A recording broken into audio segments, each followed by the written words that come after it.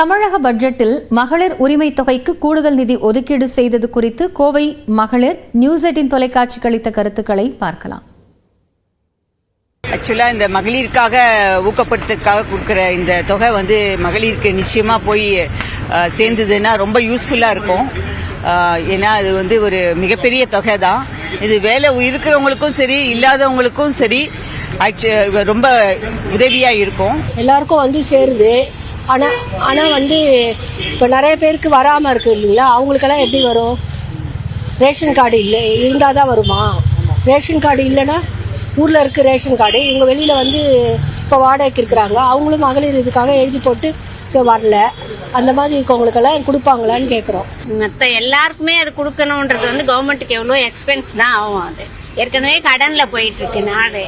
அதனால அதெல்லாம் கொடுக்காம வேற விலைவாசிகளை கம்மி பண்ணலாம். இந்த டாஸ்மாகால எவ்வளோ இதுவாகுது, அதுல எல்லாம் கம்மி பண்ணலாம். நல்ல வெல் டு டூ ஃபேமிலியும் இருக்காங்க. இல்லாதவங்களுக்கு கொடுத்தா தானே ரொம்ப இதாக இருக்கும். இப்போ நான் நல்லா இருக்கேன், எனக்கு அந்த 1000 ரூபாய் பெருசா எனக்கு ஒன்றும் தெரியாது. ரொம்ப கஷ்டப்படுறாங்க. வறுமை கோட்டுக்கு கீழே உள்ளவங்க, கொஞ்சம் எதுவுமே சம்பாதிக்கிறவங்க இல்லாதவங்க, அது மாதிரி இருந்தா அவங்களுக்கு போய் சேர்ந்தா ரொம்ப நல்லதாச்சே.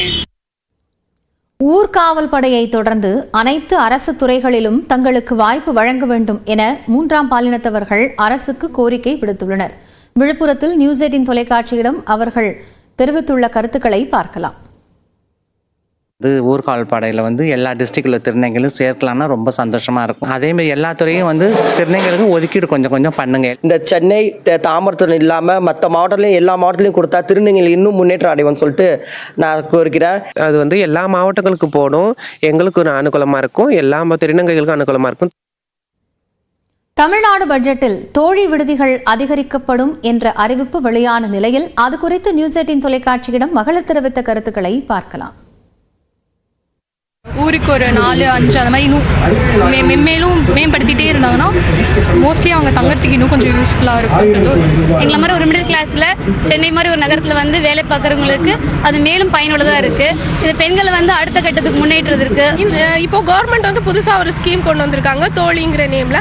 அது எனக்கு ரொம்ப ஹெல்ப்ஃபுல்லாக இருக்கும் நான் நம்புகிறேன். பிகாஸ் ரொம்ப லோ காஸ்ட்டில் நான் ஹாஸ்டல் ஃபீஸ் பே பண்ணும்போது எனக்கு வேற எனக்கு இம்பார்ட்டன்டான விஷயத்துல அந்த காசை செலவு பண்ற மாதிரி இருக்கும். ஸோ அஃப்கோர்ஸ் இது ஹெல்ப்ஃபுல்லா கேர்ள்ஸ்க்கு நல்ல யூஸ்ஃபுல்லா இருக்கும். ஏன்னா இப்போ எங்கேயுமே வெளியே போய் தங்குறாங்க அப்படின்னா 8000 5000 இல்லை தனியாக ஒரு ரூம் எடுத்து தங்குறாங்கன்னா கூட அன்சேஃப் தான். ஸோ மணியும் இதுவாகும், சேஃபும் இது இல்லை. இப்போ இப்படின்னு இருக்கப்ப கேர்ள்ஸ்க்கு மெயினாக சேஃபு, அஃபோர்டபுளாகவும் ப்ரைஸ் இருக்கிறதுனால இன்னும் நிறைய சென்னையில் இன்க்ரீஸ் பண்ணால் நல்லாயிருக்கும். திருவிடைமருதூரில் கலை அறிவியல் கல்லூரி, தொழிற்பேட்டை என தமிழ்நாடு பட்ஜெட்டில் தஞ்சாவூர் மாவட்டத்திற்கான அறிவிப்புகள் குறித்து மக்கள் என்ன நினைக்கிறார்கள் என்பதை கேட்கலாம். தஞ்சையில நடூரில தொழிற்பேட்டை அமைய இருக்கிறது. இந்த தொழிற்பேட்டையின் மூலமாக புதிய வேலைவாய்ப்புகளும் புதிய தொழில்களும் இங்கே தொடங்குவதற்கு பலர் முன்வருவார்கள். அந்த வகையிலே இந்த பகுதியில வேலை வாய்ப்பு பெருகும். திருவிடைமருதூர் பகுதியில் கலை மற்றும் அறிவியல் கல்லூரி கவர்மெண்ட்லேருந்து ஆரம்பிக்கிறாங்க. இது சுற்றி இருக்கக்கூடிய ஒரு 25 கிராமங்களுக்கு ஒரு பெரிய வரப்பிரசாதமாக இருக்குது. இன்றைக்கு 40,000 அரசு பணியிடங்கள் நிரப்பப்படும் என தமிழக முதல்வர் சொல்லியிருக்காங்க. உண்மையிலேயே ஒரு மகிழ்ச்சியான செய்தி தான். ஏன்னா பெரும்பாலான தமிழக இளைஞர்கள் இன்றைக்கு போட்டித் தேர்வுக்காக ரொம்ப படிச்சுக்கிட்டு இருக்காங்க. அவங்களுக்கு இது மிகப்பெரிய செய்தியாக தான் இருக்கும்.